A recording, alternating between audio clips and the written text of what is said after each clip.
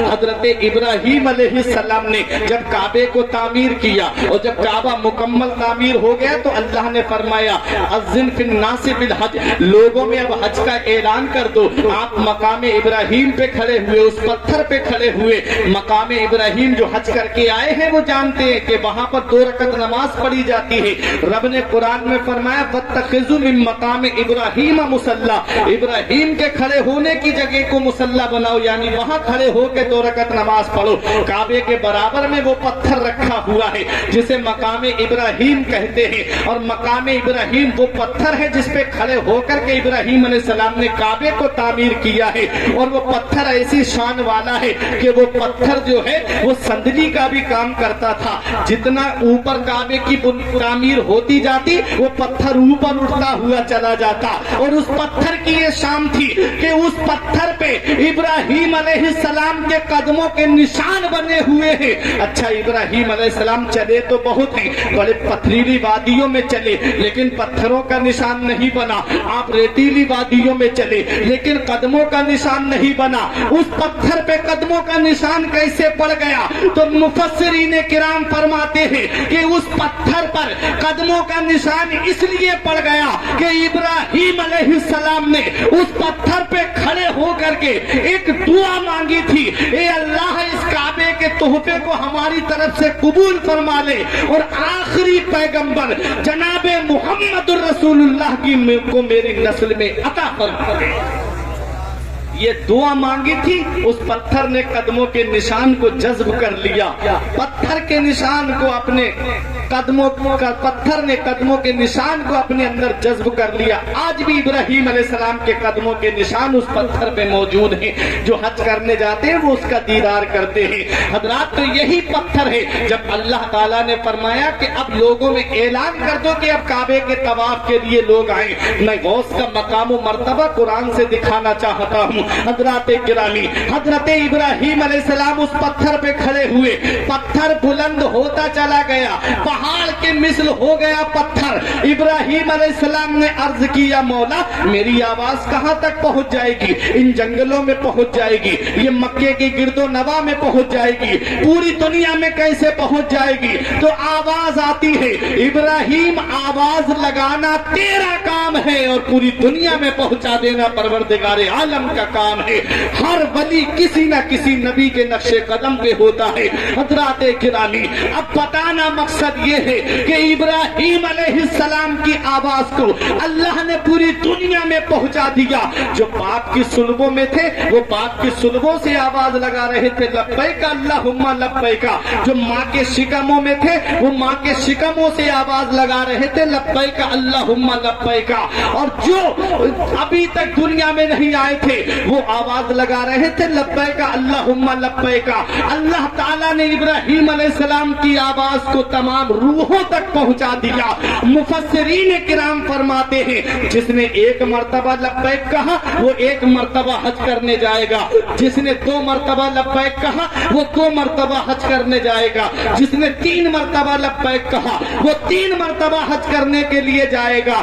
بتانا مقصد یہ ہے کہ جب ابراہیم علیہ السلام کی آواز کو اللہ تمام روحوں تک پہنچا سکتا ہے تو اے پیارے مسلمانوں، تو غوث اعظم تو ابراہیم علیہ السلام کے غلام ہیں، غوث اعظم کی آواز کو اللہ نے پوری دنیا میں پہنچا دیا۔ اے پیارے مسلمانوں، بتایا مقصد یہ ہے کہ جب غوث اعظم نے یہ اعلان کیا میرا یہ قدم ہر اللہ کے ولی کی گردن پہ ہے، تو باپ کی صلبوں میں جو اولیاء کرام تھے وہ وہیں سے ادب کے لیے گردن جھکا دی، اور جو ماں کے شکموں میں تھے وہ وہیں سے ادب کرنے لگے۔ اعلیٰ حضرت فرماتے ہیں جو ولی قبل تھے یا بعد ہوئے یا ہوں گے، سب ادب رکھتے ہیں دل میں میرے آقا تیرا، سب ادب رکھتے ہیں دل میں میرے آقا تیرا، اور تو گھٹائے سے کسی کے نہ گھٹا ہے نہ گھٹے، جب پڑھائے تجھے اللہ تعالیٰ تیرا۔ یہ غوث اعظم ہے۔ اب آخری بات سن لو، میرے غوث فرماتے ہیں مریدی لا تخف اللہ ربی اتانی رفعتا نلت المنالی، اے میرے مرید مت ڈر اللہ میرا رب ہے۔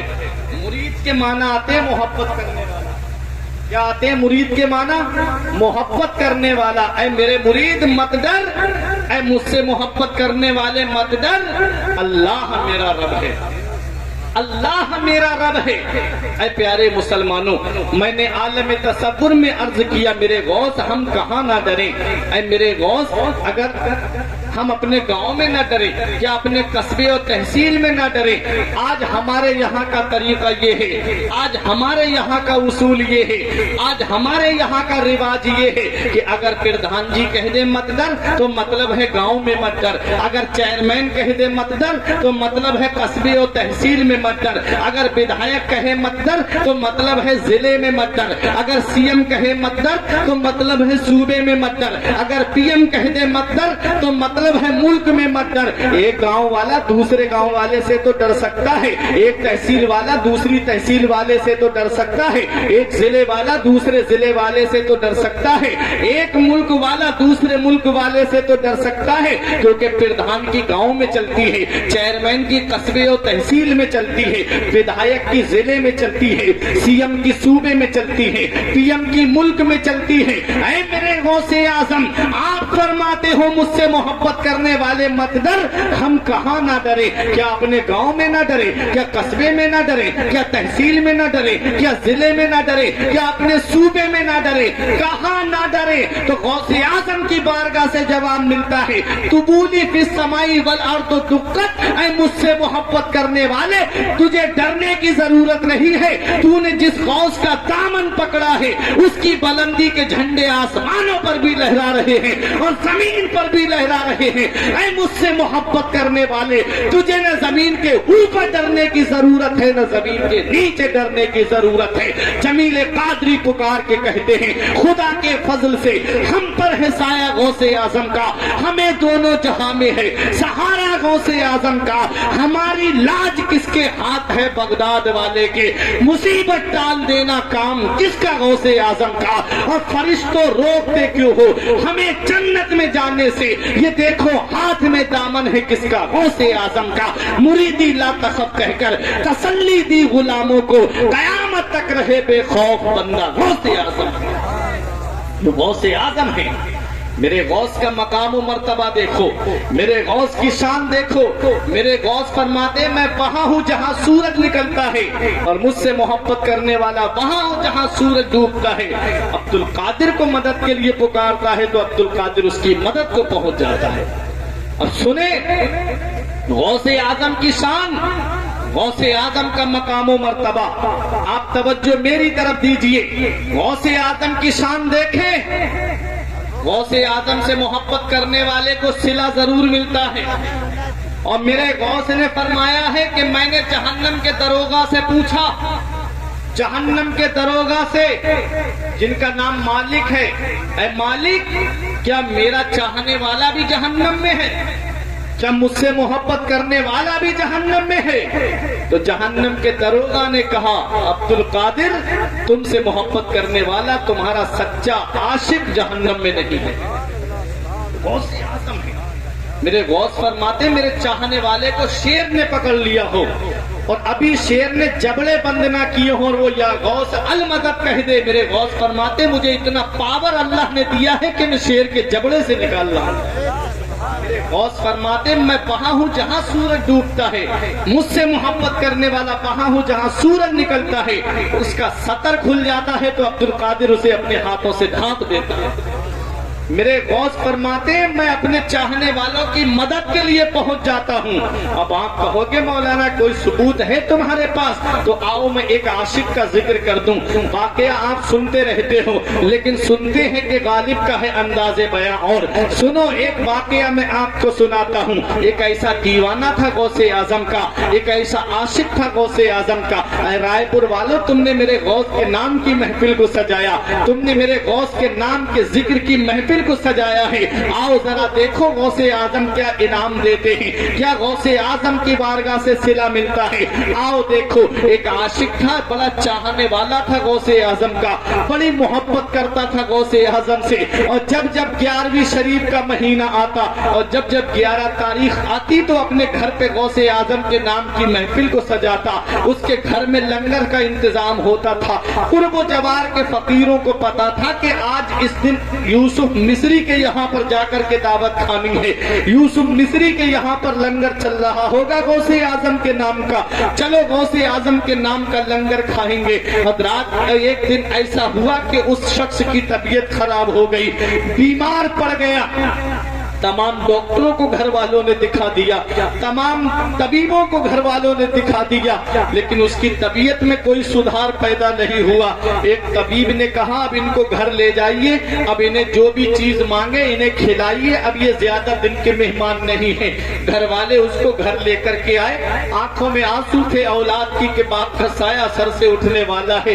बीबी रो रही थी कि मेरे शौहर का साया सर से उठने वाला है। उसने आंखें खोल के देखा घर वाले रो रहे हैं। बोला रोते क्यों हो? कहा कि आप चले जाएंगे, आपके गम में रो रहे हैं। तो उस यूसुफ मिस्री ने कहा था, ऐ मेरे बेटो, ऐ मेरी बीवी सुन, मैं दुनिया से चला जाऊं तो क्या हुआ, लेकिन एक वसीयत करके मैं तुमसे जा रहा हूं कि मैं ये वसीयत तुमसे करके जा रहा हूं कि जो गौसे आजम के नाम की महफिल को मैंने सजाया है, जो गौसे आजम के जिक्र की महफिल को मैं अपने घर पे सजाता आया हूं, जो लंगर मेरे घर पे गौसे आजम का चलता आया है, वो लंगर कभी खत्म न होने पाए, वो गौस की महफिल कभी भी बंद न होने पाए। उस घर वालों ने कहा ये तरीका हम कायम रखेंगे। और यूसुफ मिस्री ने कहा अगर मेरा इंतकाल उसी दिन हो जाए तो सुनो, मेरे इंतकाल की खबर किसी को मत देना, किसी को मत बताना कि मेरा इंतकाल हो गया है। लोग मेरी मोहब्बत में आते हैं मेरे घर पे लंगर खाने के लिए, मेरे घर पे आते हैं लोग गौस का जिक्र सुनने के लिए, मेरी मोहब्बत में खाना पीना छोड़ देंगे। यूसुफ मिस्री कहता है मेरा इंतकाल हो जाए तो किसी को बताना नहीं, मेरे गौस का लंगर शान से खिलाना, मेरे गौस के नाम की महफिल को जिक्र, गौसे आजम के जिक्र की महफिल को शान से सजाना। हज़रात गिरामी, यूसुफ मिस्री का इंतकाल उसी दिन हुआ जिस दिन मेरे गौस की महफिल सजी हुई थी, उसी दिन हुआ जिस दिन गरीब और मिस्कीन लंगर पे खाना खा रहे थे। अल्लाह अकबर।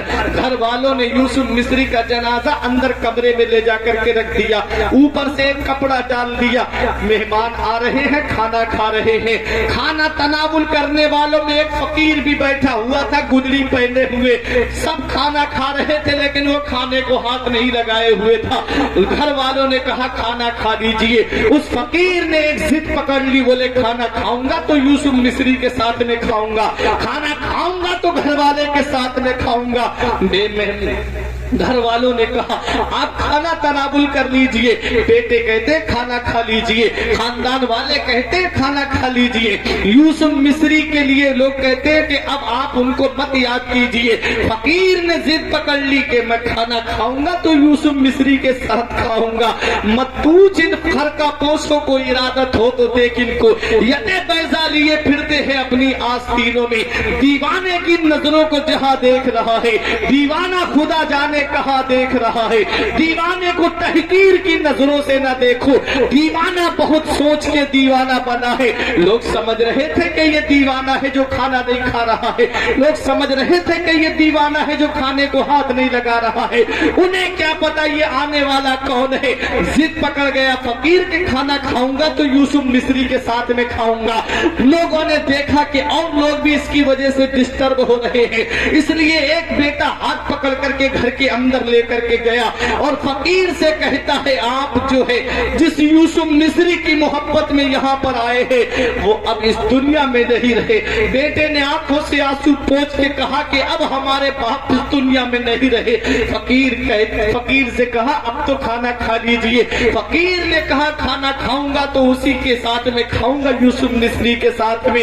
अल्लाह अकबर। बेटे ने कपड़ा हटा के चेहरे से दिखाया, ये देखो यूसुफ मिस्री का इंतकाल हो चुका है, ये देखो यूसुफ मिस्री अब इस दुनिया में नहीं है। ऐ मेरे गौस के नाम की महफिल सजाने वालों, ऐ मेरे गौस के नाम का जिक्र सजाने वालों, ऐ मेरे गौस के नाम की महफिल में आने वालों, मेरे गौस की शान तो देखो, मेरे गौस का मकाम और मर्तबा तो देखो। बेटे ने कहा यूसुफ मिस्री का इंतकाल हो चुका है, अब चल करके खाना खा लीजिए। फकीर कहता है खाना खाऊंगा तो इसी यूसुफ मिस्री के साथ खाऊंगा। दरवाजा जब अंदर जा करके सरहाने की तरफ खड़े हो करके फकीर ने यूसुफ मिस्री के कान में एक बात कही, ये तेरी कैसी मेहमान مہمان نوازی ہے کہ ہمیں تو نے دعوت میں بلایا اور خود آرام سے سو گیا.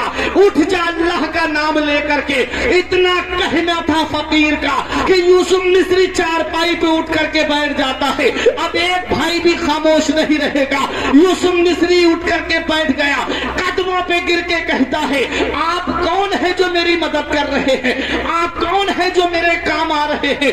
اولاد نے اپنے باپ کو زندہ دیکھا, بیوی نے اپنے شوہر کو زندہ دیکھا, خاندان والوں نے اپنے عزیز کو زندہ دیکھا.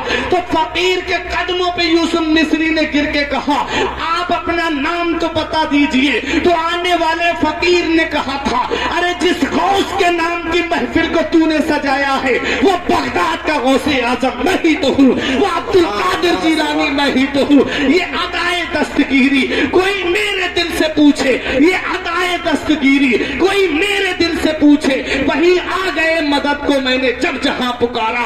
سرکار غوث اعظم نظر کرم خدا را میرا خالی کاسا بھر دو, میں فقیر ہوں تمہارا اور یہ تیرا کرم ہے یا غوث جو بنا لیا ہے اپنا. کہاں مجھ سے یہ کمینہ, کہاں سلسلہ تمہارا.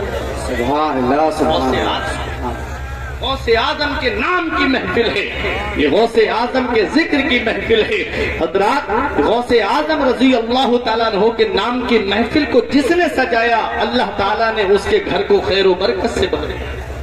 حضور حافظ ملت جن کا مزار مبارک پور اشرفیہ مدرسے کے اندر ہے, ان کے پاس ایک شخص نے آ کر کے کہا بہت غریب ہوں, یہ نسخہ لکھ لو. آخری بات بتا رہا ہوں, میں ختم کرنے جا رہا ہوں, یہ نسخے پہ عمل کر لینا.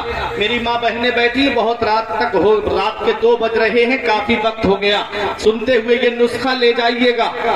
ان کے پاس آ کے ایک شخص نے کہا کہ حضور بہت غریب ہوں, گھر میں فاقے ہو جاتے ہیں, برکت نہیں ہو رہی ہے. تو آپ نے فرمایا کہ ہر مہینے کی 11 تاریخ کو غوث اعظم کے نام کی نیاز کرایا, جو تجھ سے ہو جائے, کچھ بھی نہ ہو تو پانی رکھ کے فاتحہ پڑھ کے ایصال ثواب کر دینا, پھر میرے پاس آنا. حضرات تاریخ بتاتی ہے کہ وہ کئی مہینے کے بعد واپس آیا تو بہت سا نذرانہ لے کے آیا. فرمایا آپ نے حافظ ملت نے کہ یہ کیا ہے؟ کہا حضور آپ نے جو بتایا تھا کہ میرے غوث کے نام کی ہر مہینے کی 11 تاریخ کو تو فاتحہ دلانا, جب سے میں نے اس پہ عمل کیا ہے اللہ نے میرے گھر کو برکت سے بھر دیا ہے, گھر کو برکت سے بھر دیا ہے.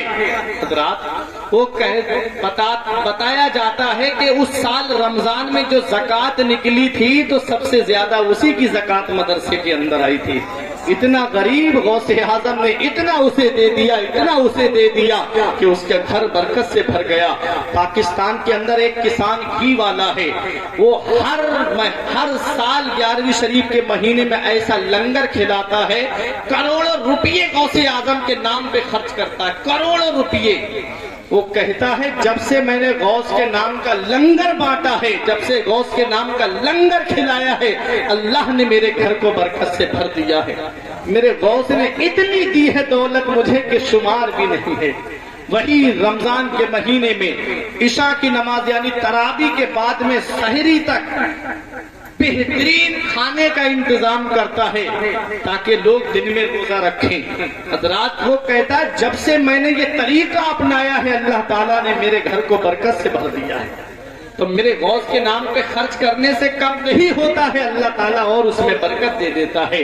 ولی کے در سے دلوں کو سرور ملتا ہے, ولی کے قرب سے قرب حضور ملتا ہے. ولی کے در پہ دلوں کو نثار کرو, ولی سے عشق کا بدلہ ضرور ملتا ہے, ولی سے عشق کا بدلہ ضرور ملتا ہے. یہ غوث اعظم ہے. حضرات اب ایک بات سن لیں, نصیحت کی بات ہے اور اس پہ عمل کریں. ایک مرید نے آ کے کہا تھا حضور میرے گھر میں برکت نہیں ہوتی ہے, کمانے والے بہت ہیں, پیسہ آتا ہے ادھر آتا ہے ادھر چلا جاتا ہے, ادھر آتا ہے ادھر چلا جاتا ہے. میرے غوث نے فرمایا جا اپنے دروازے پہ ایک پردہ ٹانگ لینا. وہ اپنے دروازے پہ ایک پردہ ٹانگ لیتا ہے. 1 مہینے کے بعد آتا ہے بہت سا نذرانہ لے کر کے, حضور بڑی برکت ہو رہی میرے گھر میں.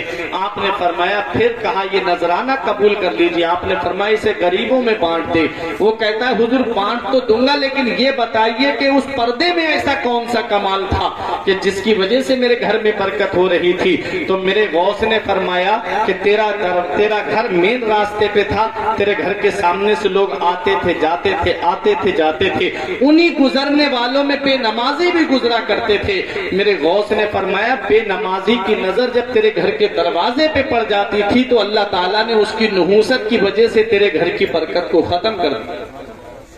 اب مجھے بتاؤ رائے پور والوں، صرف بے نمازی کی نظر دروازے پہ پڑ جائے تو اللہ اس گھر کی برکتیں ختم کر دے، اور جس گھر میں پوری فیملی بے نمازی ہو اس گھر میں برکت کہاں سے ہو؟ جس گھر میں سورج کی لائٹ صبح کو اٹھائے اس گھر میں برکت کہاں سے ہوگی؟ اس لیے نماز کی پابندی کرو، اللہ برکت گھر میں نازل فرمائے گا۔ کیونکہ ایک دن میرے آقا حضرت فاطمہ کے گھر پہ تشریف لائے، برابر میں کمرہ تھا حضرت فاطمہ کا میرے آقا کے حجرہ مبارک سے، تو فجر کے بعد تھوڑی دیر کے لیے لیٹ گئی حضرت فاطمہ، تو نبی نے پیر کا انگوٹھا پکڑ کر کے ہلایا، ارشاد فرمایا فاطمہ فجر کی نماز کے بعد نہ سویا کرو، اس وقت اللہ تعالیٰ روزی تقسیم کرواتا ہے۔ فجر کی نماز کے بعد روزی تقسیم ہوتی ہے۔ اب مجھے بتاؤ جو فیملی دن کے 8-9 بجے سو کر کے اٹھتی ہو، جسے سورج کی لائٹ اٹھاتی ہو، اس گھر میں برکت کہاں سے ہوگی؟ اس لیے اے پیارے مسلمانوں، اپنی زندگی کو سنوارو اور مسجدوں کو آباد کرو، مسجدوں کے اندر جا کر کے اپنے رب کی عبادت کرو، اپنے رب کو یاد کرو، اسی لیے تمہیں پیدا کیا اللہ نے، وما خلقت الجن والانس الا لیعبدون۔ اللہ فرماتا ہے میں نے جنوں اور انسانوں کو صرف اپنی عبادت کے لیے پیدا کیا ہے۔ آج مسجدیں ویران ہیں اور دیکھیں سینما ہال آباد ہیں، آج مدرسے ویران ہیں اور دیکھو ٹک ٹاک کو کیسے آباد کر دیا ہے، موبائلوں کو کیسے آباد کر دیا ہے۔ اس لیے اپنی زندگی سنواریے، دل شاد کیجئے، لمحات زندگی کے نہ برباد کیجئے۔ جب مقصد حیات عبادت خدا کی ہے، پڑھیے نماز، مسجدیں آباد کیجئے۔ سبھی کے سامنے ایک دن ضرور آتا ہے، یہ حسن فانی ہے لیکن غرور آتا ہے، یہ حسن فانی ہے لیکن غرور آتا ہے۔ کسی کریم سے پاؤڈر سے کچھ نہیں ہوتا، نماز پڑھنے سے چہرے پہ نور آتا ہے۔ کسی کریم سے پاؤڈر سے کچھ نہیں ہوتا، نماز پڑھنے سے چہرے پہ نور آتا ہے۔ جسم فانی ہے، سجانے کی ضرورت کیا ہے؟ حسن دنیا کو دکھانے کی ضرورت کیا ہے؟ ایسے اعمال کرو کہ روح سے خوشبو آئے، عطر کپڑوں پہ لگانے کی ضرورت کیا ہے؟ الا بذکر اللہ تطمئن القلوب، دلوں کو چین ملتا ہے تو اللہ کے ذکر سے ملتا ہے، دلوں کو آرام ملتا ہے تو اللہ کے ذکر سے ملتا ہے۔ غوث اعظم نے اللہ کا ذکر کیا، اللہ کے ذکر کو کیا، اللہ تعالیٰ نے غوث اعظم کا نام پوری دنیا میں پہنچا دیا۔ نہ دولت سے، نہ دنیا سے، نہ گھر آباد کرنے سے، تسلی دل کو ملتی ہے خدا کو یاد کرنے سے۔ جہاں سے میں نے تقریر شروع کی وہیں پر لا کر کے میں نے ختم کر دی۔ پروردگار عالم کی بارگاہ میں دعا ہے میرے کچھ عرض کرنے میں سبقت لسانی کی وجہ سے یا تقاضۂ بشریت کوئی غلطی ہو گئی ہو، مولا مجھے معاف فرمائے۔ استغفر اللہ ربی من کل ذنب و اتوب الیہ۔ کلمہ طیب پڑھ لیں، لا الہ الا اللہ محمد الرسول اللہ صلی اللہ علیہ وسلم۔ رہی کلی تو پھول کھلیں گے، زندگی